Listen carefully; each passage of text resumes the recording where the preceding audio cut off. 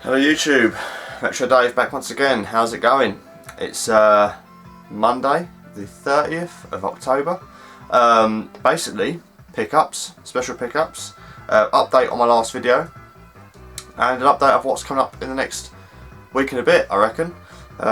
So cheers guys, halfway through a can on a school night.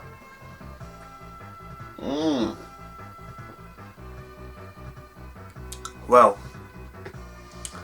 I had some messages, comments left on my last video about what app I'm using for collecting NES and SNES stuff, and I can't think what I said now, but people are basically saying about it. I'll tell you what, I'll show you. I'll show you what it's all about. Let me find this app. It's basically called NES Collector, SNES Collector. So if I show you the icons, you might be able to, if you can see it there, you've got the SNES one there, and this one there. So the icon of just like, just the cartridges. And basically what you can do is you open it up like that, and you can basically track your collection. So you've got like all games, wanted, collection, and so on. And you also click on like your shelf, and it tells you what games, your rarest games, this, that, the other. Yeah, so that's pretty cool. And again, the SNES one's the same. So let's, for example, you want to find right, so let's scroll through, let's pick something, right, where's it going to stop? Right, that'll do. Casino Kid 2. Right, so you click on Casino Kid 2, and then you can got not owned. You click on that and choose cart, manual box. If you click, pardon me, info, it tells you how rare it is. So that's 8 out of 12, and the prices it's going for. Also got the links for like eBay and YouTube, so YouTube videos, eBay prices. Let's click eBay. So this can be quite dangerous, as you can quite imagine, right? So okay, so I've clicked on it, and it's gone to ebay.com. So it's all in dollars. So that's the first thing that's come up.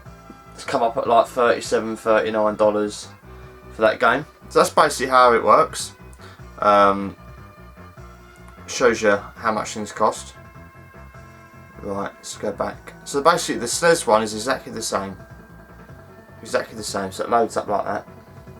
You can click on so like collection analysis, right? So I've got 62 out of 822. It tells you there. It tells you what your rarest game is, the most valuable game. You can click on trophy room. It gives you like a virtual shelf of like your rarest games and valuable games.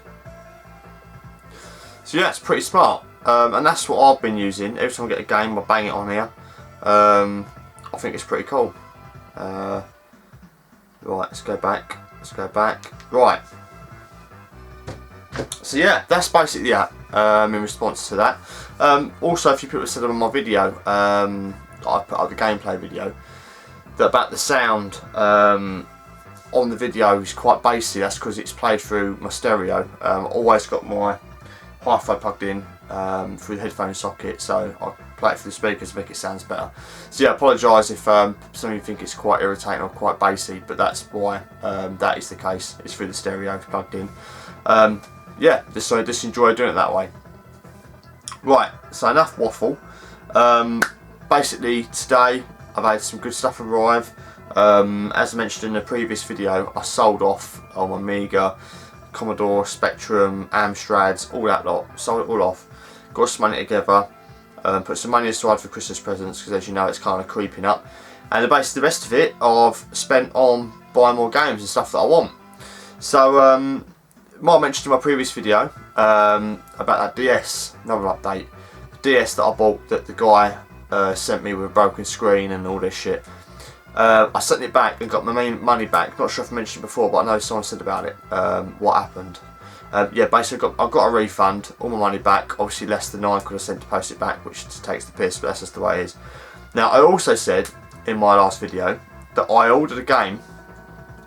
I bought a game, won it on auction for the starting price, and paid for it straight away, and then I haven't had any update on the postage, no update on tracking number, nothing.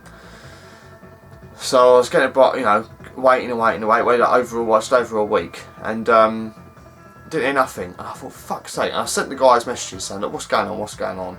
No reply. And I started to think that he'd sold it to me for too cheap, and then obviously didn't want to post it to me. But this fucked me off. I thought, well, he's got 100% positive feedback. Surely you wouldn't want to jeopardise that, you know, on saying so stupid. You know, I paid for it, fucking post it, right? So I've heard nothing from him, right? And then yesterday, Sunday, start an eBay case, right? Open a case, haven't received my item. I selected that I still want it, but I didn't want a refund, I still want the item. And basically it sends him a notification saying that the case has been opened and that I'm wanting a tracking number, proof of postage, right? Funny enough, about an hour after this case has been opened, I get a fucking email, a message. Oh, I've been working away, sorry, this, that, the other, I posted it Saturday. I thought, for fuck's sake. So, and I then replied, oh right, okay, whatever, where's the tracking number? Didn't respond. I thought, here we go, he's a fucking dickhead. He's trying to blag it, right? But as eggs is eggs, fucking today, come home, he's fucking arrived. So I was real chuffed obviously that it's come, but I was fucking thinking, well, why? Surely he's got an inbox of like 4 or 5 messages that I've sent him. Why not on Saturday when he's apparently got home from work, replied, said, look mate, sorry to get you, keep you hanging, but I've been away with work, haven't had access to the internet, whatever, and just respond to me Saturday and say, look mate, don't worry, it's posted, here's the fucking tracking number. Yeah, you should have it Monday. Why not fucking say that? What dick? But anyway, I've got it, right? Now, it's quite a controversial game, especially in the States. I mean, the original cartridge I watched sell on eBay fairly recently, and it went for just under $1,000, which is about 650-700 quid, right? For just the cartridge. It's one of the rarest NES games in existence. I'm not going to tell you all the whole story about it, I'll let you Google it. But basically, long and short of it, there's 1,500 cartridges on a pallet in a warehouse that were never meant to be found, never meant to be sold, unfinished. They got found in a warehouse, sold for a dollar each, and now they're fucking rare as hen's teeth to find and command stupid money. And then basically there was a Kickstarter project to release another version of it, a finished version of the game that could basically play to the end. So some of you may know what I'm talking about, some of you might have a clue. And basically I've got myself this game. It's from the Kickstarter project that was done for it. I believe this batch was done in a limited run of 1,500 copies. I could be wrong, but this is what I'm led to believe. This has got its own unique prototype number of 814, and I believe of a 1,500 that are made. I'm not sure if they're still being produced. I haven't done a great deal of research on it. I've only read up what I've read up, so don't take it as gospel. But this is brand new, sealed. Factory sealed from it's remade 2012, last year. It originally would have come from the States, but I got it in the UK. And this game is, I keep going on about, is Cheetahmen II, The Lost Levels, from Active Enterprises. So this is notoriously known to be a shit game, like one of the shittest games probably you can probably get. But there's something about it I actually quite like. Now, the original Cheetahmen is on Action 52, which is also by Active Enterprises. And Cheetahmen 2 was probably like the best game on the whole cartridge. Now, the game was just, well, yeah, it was just awful, right? But there's a sequel that they made. This is what I was telling you about. The sequel came out, but it wasn't actually ever released. It wasn't supposed to be found. But you couldn't get past the 3rd level. Now, this is the same game, but some wise Alec has sorted out the game and sorted the glitch to get you to the end. So now you can play all the levels. I think there's 4, 5. I don't even know. It's maybe 6. I can't be honest. It's about 4, 5, 6. One of the 3. But anyway, so this is it, and it's got the hologram on the back. It tells you what number it is. It's 814. So it basically says in the back, I'll let you read it. I tried it backwards. Lost but then found, broken now complete. Own it, play it, hate it even more. Banned in 77 countries. I can't even read that backwards. But yeah, it's Cheetahmen II. It is what it is. It's brand new, factory sealed. And this is what makes me think the guy didn't want to part with it, because I think he realised that he had sold it probably a bit too cheaply. So I got a tiny little bit of edge damage just there. But I'm really happy to have it. I intend on opening it and playing it, because I don't really want to buy a sealed game and keep it sealed. I want to play it, so I think I might do that after the video. I've played it on the emulator on the Dreamcast, but I want to have it on physical copy, like I've been doing with other repros I've been buying. I want to crack it open, give it a bash. So yeah, really happy to have this and have it finally arrive. So this is Cheetahmen II. If I say, it's an interesting little story behind it. If you wanna go and look it up. Also, the Game Chasers did a bit on this on one of the episodes. I think it's called oh fuck. It's the Game Chasers Rival Turf. That's it. If you search up Game Chasers Rival Turf episode, about halfway through they go and meet the guy, Greg Pabich, who actually owns Active Enterprises, and he's got some original Cheetahmen II games and Action 52 games. So maybe you could go and see that channel and check out the video and watch it. You might get a bit more of history on it. So anyway, Cheetahmen II. That's the first one we got today.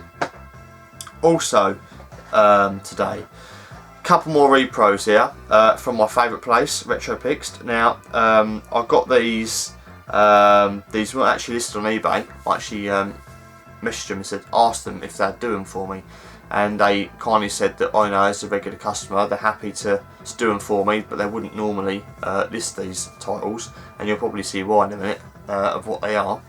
And basically I'm not going to pay, you know, the stupid prices that they command on eBay. So I'm happy to have the reproduction version on a cartridge to play perfectly. I've tried them out before I've done the video. The first game is Castlevania Vampire's Kiss. Wicked game. Some people think it's a bit more linear than Castlevania 4, but I really like it. I've just finished playing it actually. I played it for about half an hour before I've done this video. Cracking game. I'm happy to have this game in my collection now. So yeah, Castlevania Vampire Kiss, or Dracula X Vampire Kiss, same thing. Next one is probably even rarer, and it only come out in the States, and it's a Blockbuster exclusive, and this commands stupid money. Boxed, you're talking £1,000. Cart only, probably two and a bit hundred. I'm happy that I paid a fraction of that for this. And it's Hagane. Now this plays very similar to Super Valis 4 in the respect that it's kind of a side-scrolling slash 'em up platformer game. Yeah, it's great. It's fucking hard. I played it for about 5 minutes and I can't get to the end of the first level, but I did kind of rush it, to be fair. But yeah, it's a game I had to have. It's Hudson Soft, it's Hagane, it's rare, and it's I think it's a game that not many people have probably played. So I'm happy to have it on cartridge to play as and when I see fit. So yeah, happy to have those. So that's 3 repros today.